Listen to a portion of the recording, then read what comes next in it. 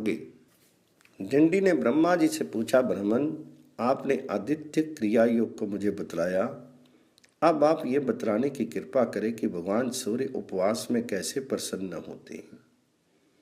उपवास करने वालों के लिए क्या क्या त्याज्य है, आराधना में क्या क्या करना चाहिए, इसका आप विस्तार पूर्वक वर्णन करें।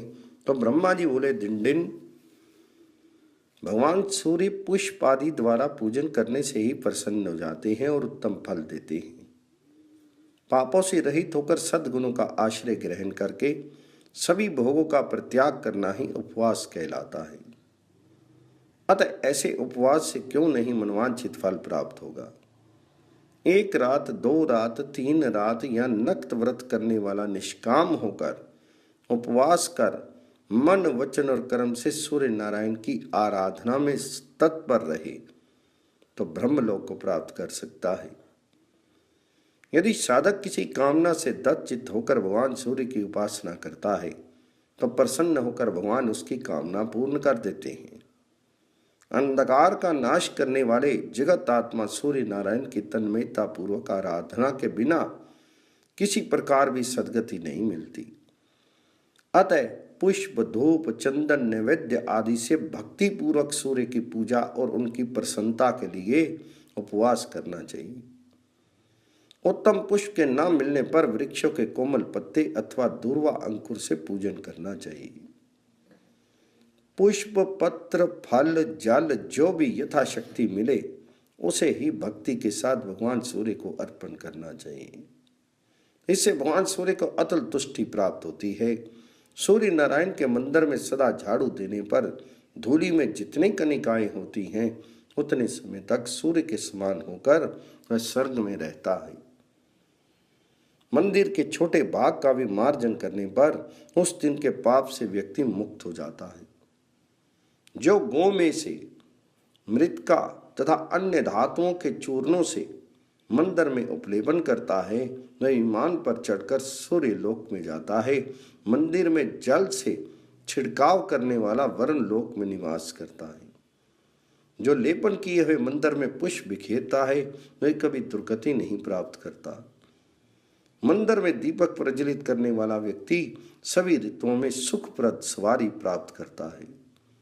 ध्वजा चढ़ाने वाले के ज्ञात और अज्ञात सभी पाप पताका आगे वायु से हिलने पर नष्ट हो जाते हैं। गीत, वाद्य और नृत्य के द्वारा मंदिर में उत्सव करने वाला उत्तम विमान में बैठता है। गंधर्व और अप्सराएं उसके आगे गान और नृत्य करती हैं।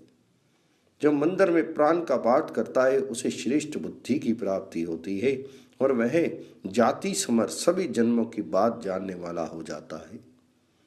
डिंडिन, सूर्य की आराधना से जो चाहो वह प्राप्त कर सकते हो। इनकी आराधना से कई लोग गंधर्व, कतिपय विद्याधर, कतिपय देवता बन गए हैं। इंद्र ने इनकी आराधना से ही इंद्रपद प्राप्त किया है। ब्रह्मचारी, ग्रस्त और वानप्रस्थ एवं स्त्रियों के ये ही उपास्य हैं। जितेंद्रिय सन्यासी भी इनके अनुग्रह से ही मुक्ति को प्राप्त करते हैं, क्योंकि यही मोक्ष के द्वार हैं। इस तरह सभी वर्ण और आश्रमों के आश्रय एवं परम गति भगवान सूर्य ही हैं। डिंडिन, अब मैं काम्य, उपवास और फल सप्तमी का वर्णन करता हूँ। फल सप्तमी का व्रत करने से सभी पाप नष्ट हो जाते हैं और सूर्य लोक की प्राप्ति होती है। भाद्रपद मास की शुक्ला चतुर्थी को आयाचित व्रत कर पंचमी को एक बार भोजन करें।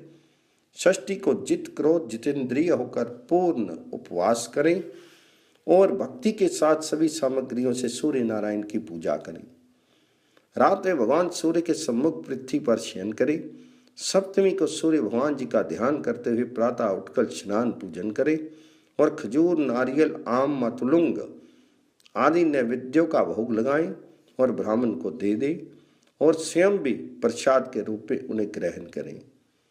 यदि ये फल ना मिले तो शाली अर्थात चावल या गेहूं का आटा लेकर उससे गुड़ मिलाएं और घी में पकाकर उनका भी भगवान सूर्य को भोग लगवाएं। अनंतर हवन करके ब्राह्मण भोजन कराएं।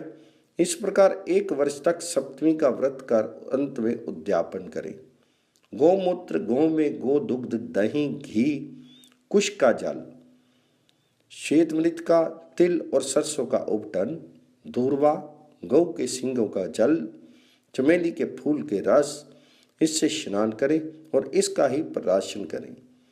ये सभी पापों का हरण करने वाले हैं। सभी प्रकार के फल, सच से संपन्न भूमि, धान्य युक्त भवन, बछड़े के साथ गौ, विद्रुम के साथ ताम्रपत्र और श्वेत वस्त्र ब्राह्मणों को दें। जो शक्ति संपन्न हो वह चांदी अथवा आटे के पिष्टक, फल तथा 2 वस्त्र दे। सोना, रत्न और वस्त्र आचार्य को दें। ब्राह्मण को भोजन कराएं।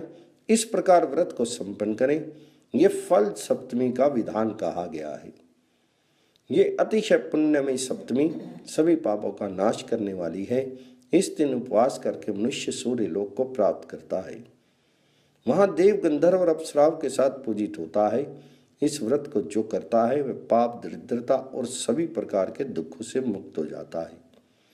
इस व्रत के करने से ब्राह्मण मुक्ति, क्षत्रिय इंद्रलोक, वैश्य कुबेर लोक में निवास करता है। शूद्र इस व्रत के करने से द्विजत्व प्राप्त कर लेता है।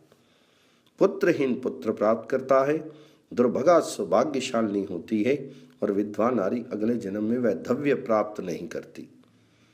इस फल सप्तमी को समस्त वांछित पदार्थों को प्रदान करने वाली चिंतामणि के समान समझना चाहिए।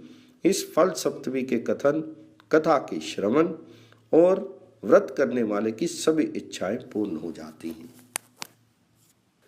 ब्रह्मा जी ने कहा, दिन अब मैं रहस्य सप्तमी व्रत का विधान कह रहा हूं।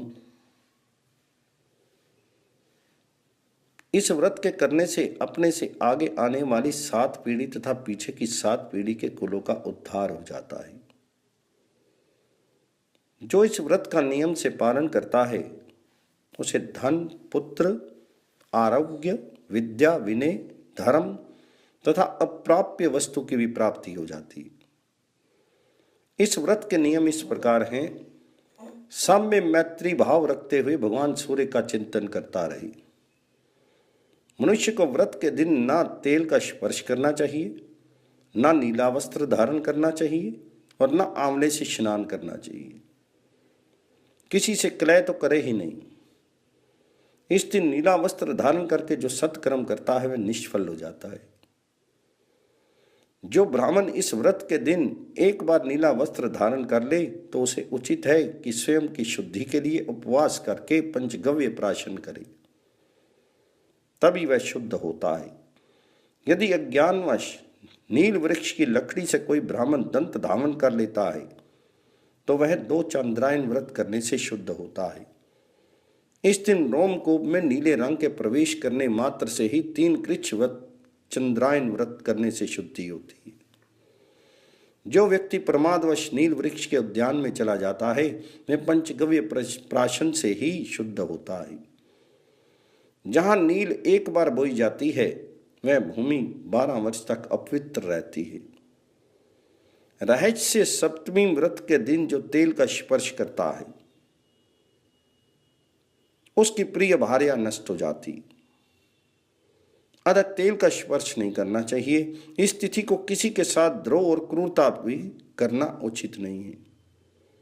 इस दिन गीत गाना, नृत्य करना, वीणा आदि वाद्य बजाना, शव देखना, व्यर्थ में हंसना, स्त्री का साथ शयन करना, झूठ क्रीड़ा, रोना, दिन में सोना, असत्य बोलना, दूसरे के अनिष्ट का चिंतन करना, किसी भी जीव को कष्ट देना, अत्याधिक भोजन करना, गली कुचों में घूमना, दंभ, शोक, शठता तथा क्रूरता, इन सब का प्रयत्न पूर्वक परित्याग कर देना चाहिए। इस व्रत का आरंभ चैत्र मास में करना चाहिए।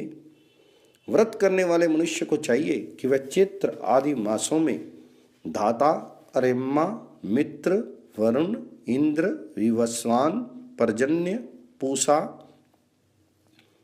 भग, त्वष्टा, विष्णु तथा भास्कर, इन 12 सूर्यों का क्रमशः पूजन करें।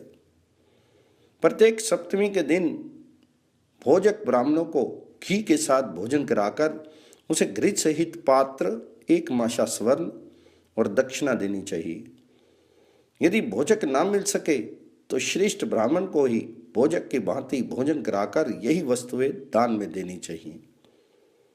हे दिनदिन, इस प्रकार मैंने सप्तमी के इस महात्म्य का वर्णन किया, जिसके श्रवण मात्र से भी सभी पाप नष्ट हो जाते हैं और सूर्य लोक की प्राप्ति होती है। सुमंत तो बोले, राजन, इतना कहकर ब्रह्मा जी अंतर ध्यान हो गए और डिंडी भी उनके द्वारा बताए गए इस व्रत के अनुसार सूर्य नारायण का पूजन करके अपने मनोवांछित फल को प्राप्त करने में सफल हुए और भगवान सूर्य के अनुचर हो गए।